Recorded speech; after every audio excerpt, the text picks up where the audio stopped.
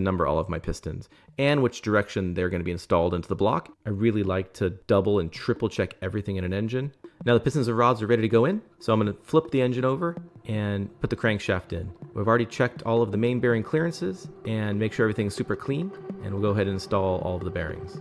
Next, before we put the crankshaft in, we're going to put the oil squirters in. Pretty straightforward. They just bolt right in. These are really good because they help to cool the piston. They also lubricate the piston pin and the cylinder walls. These are called the thrust bearings. Basically, when you push in your clutch to disengage it, it pushes up on this bearing right here. The thrust bearings, I'm actually going to lube both sides of it.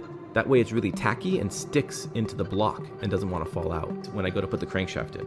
So very carefully go ahead and set the crankshaft in. This is just a factory 2JZ crankshaft. They're forged, they're really good, they're quite strong, and very common. People will make 1,000 horsepower on these stock cranks. Go ahead and put assembly lube on all of the main cap bearings, and these are all numbered 1 through 7, and they also have an arrow for which goes forward on the engine. Forward on the engine is where the pulley is and all the drive belts, so all of the arrows point towards the crankshaft snout and where all the pulleys would go. So I'll go ahead and zap all those in with the gun, and then I'm going to torque them up to the 33 foot-pounds that the factory recommends, and then they also say do an additional 90 degrees. So what I'll do is draw a line at 12 o'clock, and I'll turn everything 90 degrees, basically to 3 o'clock, and that'll get us right into spec. And then once everything's bolted in, I like to make sure that everything turns freely and there's no issues there. So now it's time to install the pistons.